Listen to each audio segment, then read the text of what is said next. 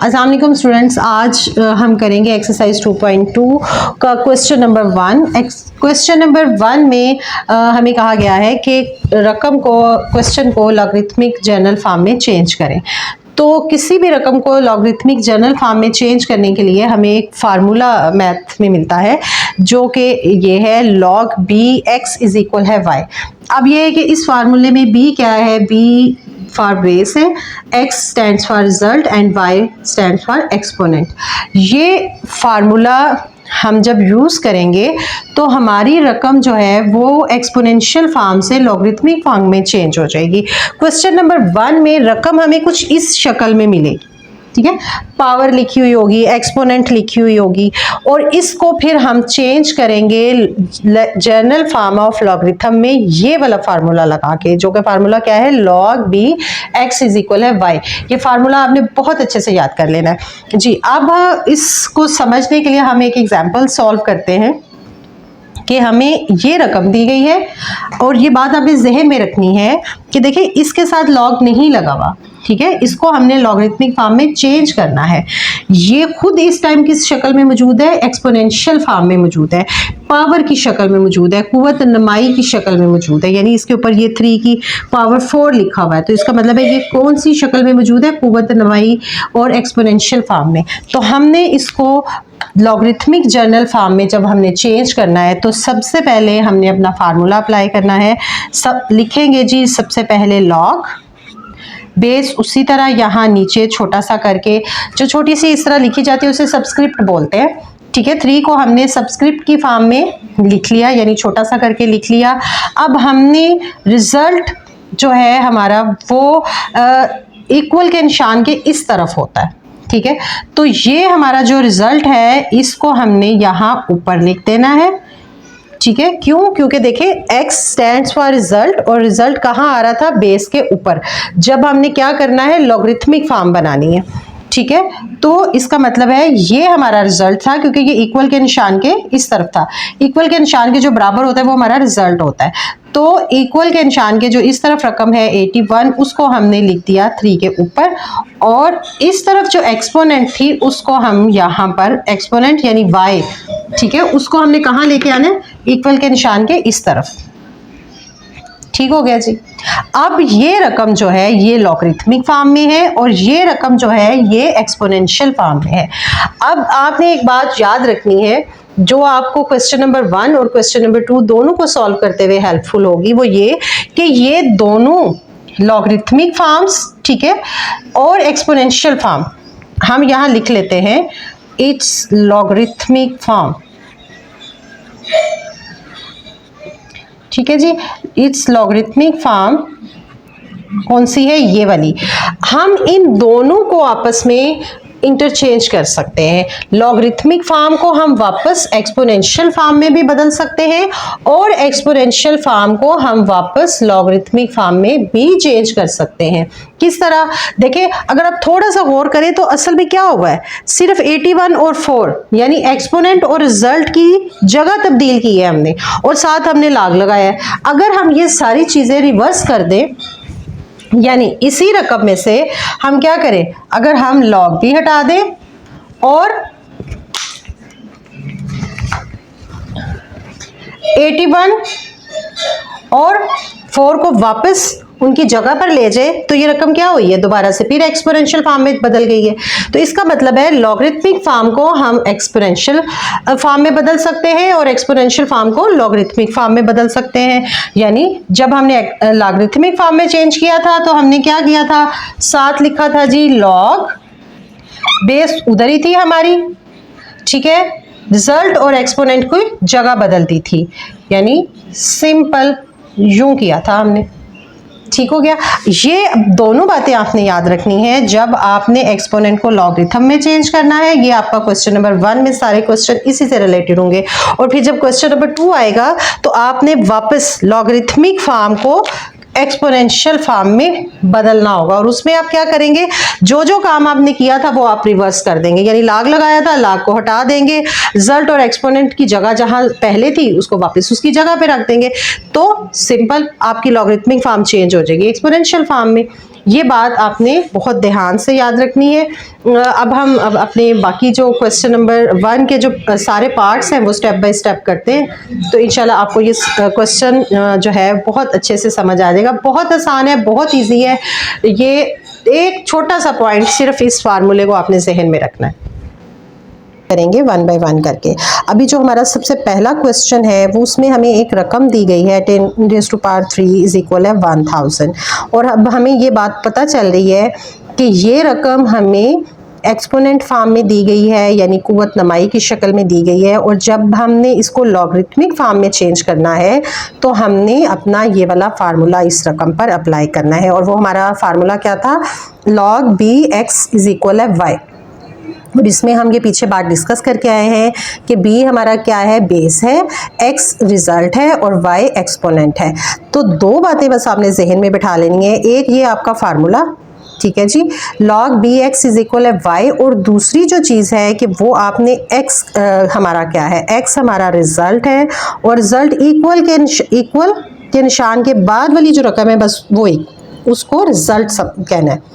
ये दो बातें अगर आपके जहन में बैठ जाएंगी तो ये सवाल करना बहुत आसान है। क्यों? देखिए, इधर से भी आपको बेस पता चल रही है कि ये चीज़ बेस है क्योंकि इसके ऊपर एक्सपोनेंट लगा हुआ है, पावर लगी हुई है, ठीक है। इसलिए एक ही चीज़ है जो बच्चों को कंफ्यूज करती है कि उन्हें एक्स का नहीं समझ आता। तो एक्स आपने याद रखना है कि एक्स रिजल्ट को कहते हैं, और रिजल्ट क्या है जी? इक्वल के निशान के बाद वाली रकम रिजल्ट होगी।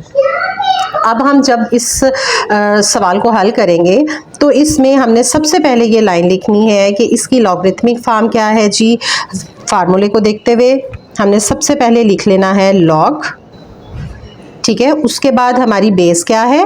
10, और आपको पता है इसको हमने थोड़ा सा नीचे करके लिखना है, और b के ऊपर हमने क्या लिखना है? x। x हमने क्या कहा था? हमारा रिजल्ट होता है, और रिजल्ट कहाँ होता है? बराबर के, इक्वल के निशान के साथ वाली रकम, ये बाद वाली रकम। तो हमने इसके ऊपर लिख देना है 1000 इज इक्वल है 3। ठीक हो गया। एक्सपोनेंट क्या थी? पावर। बच्चों को असल में ना एक्सपोनेंट भी याद रह जाता है कि ये पावर को कहते हैं, बेस भी उन्हें याद रह जाती है, वो रिजल्ट में कंफ्यूज होता है। तो रिजल्ट में हमने बिल्कुल कंफ्यूज नहीं होना कि एक्स क्या है? वो रिजल्ट है, और रिजल्ट इक्वल के निशान के बाद वाली रकम को कहते हैं, ठीक है जी। अब इसके बाद हम नेक्स्ट क्वेश्चन सॉल्व करते हैं। उसमें भी हमने सबसे पहले क्या लिखना है? लॉगरिथमिक फॉर्म लिखना है हमने, ठीक है जी। लॉगरिथमिक फॉर्म, इसकी लॉगरिथमिक फॉर्म क्या आएगी? सबसे पहले हमने लॉग लिख लेना है और साथ बेस लिखनी है। बेस हमें यहाँ पता चल रहा है, बेस हमारी जो है वो यहाँ पर 2 है, ठीक है जी। क्यों? क्योंकि हमें पता है कि बेस किसको कहते हैं? जिसके ऊपर पावर लगी हुई है।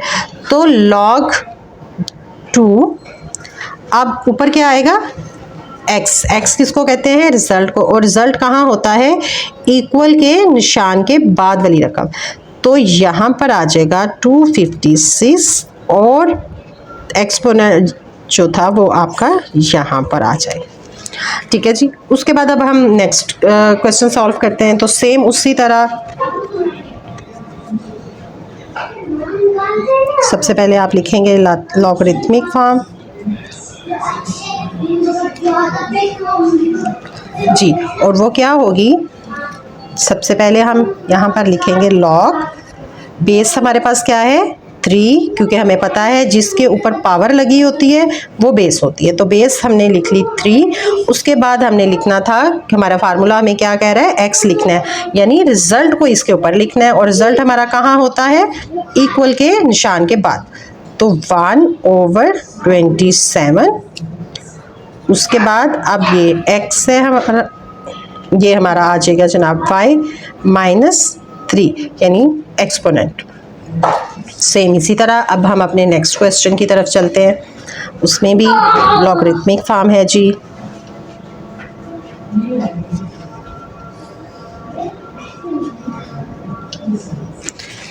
सबसे पहले हम लिखेंगे लॉग बेस, जो कि है हमारे पास 20, और इसमें x क्या है? 400, और y क्या है? 2। सिंपल, बस आपने ये सवाल हल करते हुए ये 2 पॉइंट जहन में रखने हैं कि आपके पास रकम को लॉगरिथमिक फॉर्म में बदलने के लिए जो फार्मूला दिया गया है log b x is equal है y, एक ये बात आपके जहन में बैठनी चाहिए। और दूसरी चीज़ ये कि x किसको कहते हैं, x रिजल्ट को कहते हैं, और रिजल्ट कहाँ होता है, इक्वल के निशान के बाद वाली रकम हमारी रिजल्ट कहलाती है। जी, अब हम अपने नेक्स्ट क्वेश्चन की तरफ चलते हैं। 5th पार्ट जो है उसी तरह हम लिखेंगे कि इस लॉगरिथमिक फॉर्म, लॉग लिखेंगे सबसे पहले, बेस लिखेंगे जो कि हमारे पास 16 है, और मैंने आपको बताया कि बेस को आपने थोड़ा सा छोटा करके लिखना है। उसके बाद आपने ऊपर क्या लिखना है, जिस तरह के आपके फार्मूले के मुताबिक है, x हमारा क्या होता है, रिजल्ट जो कि इक्वल के निशान के इस तरफ होता है। तो हमने 1/2 को अब यहाँ पर लिख देना है, और ये हमारा y है यानी पावर एक्सपोनेंट। ठीक है, सेम उसी तरह अब नेक्स्ट क्वेश्चन की तरफ अगर हम चलें तो इसकी लॉगरिथमिक फॉर्म क्या होगी जी। सबसे पहले हम लिखेंगे log बेस जो कि हमारे पास क्या है 11, उसके बाद x यानी रिज़ल्ट जो कि है 121, और सामने हम क्या लिखेंगे अपना एक्सपोनेंट। दूसरे लफ्ज़ों में आसान तरीन बात अगर हम करें तो आप ये समझें कि आपने रिज़ल्ट को, एक्सपोनेंट को आपस में एक्सचेंज कर देना होता है, कि आपने रिज़ल्ट को उस तरफ लेके आ जाना है और अब एक्सपोनेंट को रिज़ल्ट वाली जगह पर लेकर आ जाना है। अच्छा, इसके बाद अब ये एक नेक्स्ट क्वेश्चन है, इसमें देखें आप इसको इस तरह लिख लें वाले। अब हम इसकी लॉगरिथमिक फॉर्म लिखें तो क्या आएगा जी, log q, रिज़ल्ट हमारे पास क्या है यहाँ पर p, और सामने हम क्या लिख देंगे जी, log q p, और यहाँ पर आ जाएगा हमारे पास r।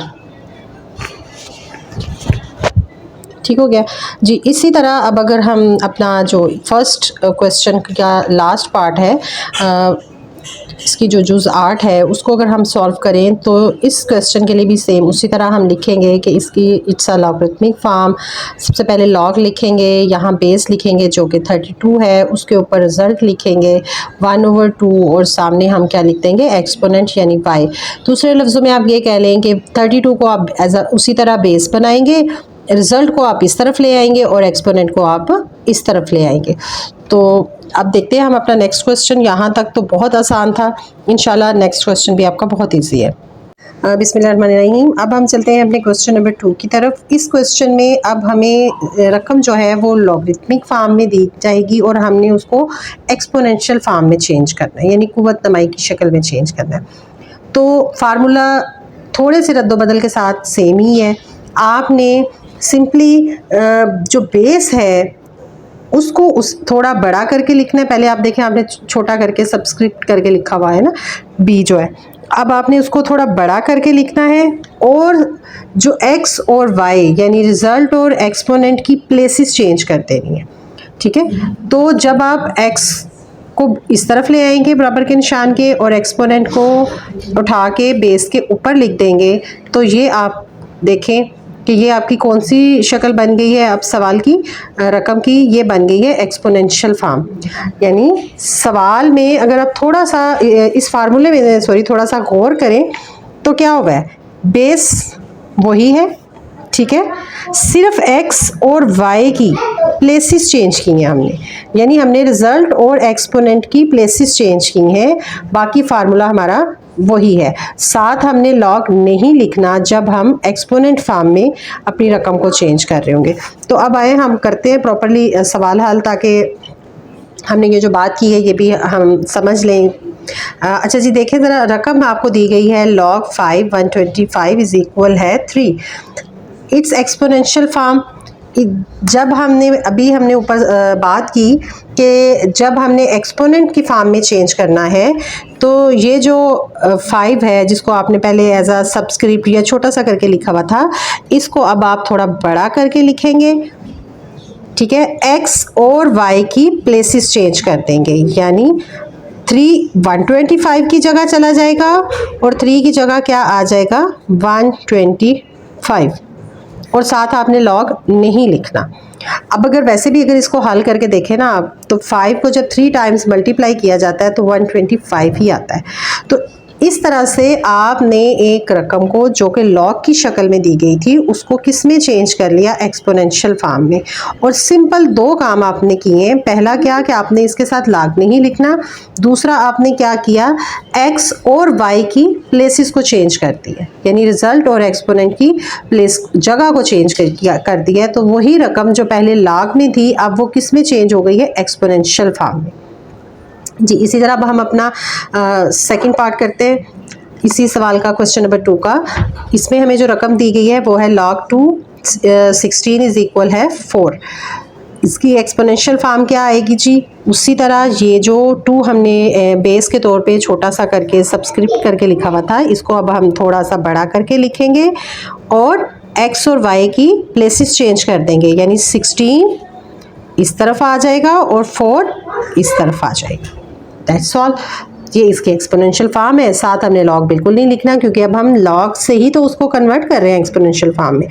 ठीक हो गया जी। इसी तरह अब अगर हम अपनी थर्ड पार्ट की तरफ चलते हैं, इसका जो थर्ड पार्ट है तो उसमें अगर आप देखें तो सेम उसी तरह जो 23 है छोटा सा लिखा हुआ है, इसको अब हम ज़रा बड़ा करके लिखेंगे और एक्स और वाई की हमने प्लेसेस चेंज कर देनी है। और अब आप इन सारे ये जो आंसर्स आए हैं इनको अगर आप सॉल्व करके देखें तो यही आंसर्स आता है। 2 को 4 टाइम मल्टीप्लाई करें तो क्या आता है 16, 5 को 3 टाइम मल्टीप्लाई करें तो क्या आता है 125, ठीक है। और 23 जब 0 से मल्टीप्लाई होता है तो वो क्या है जी 1 आ जाएगा।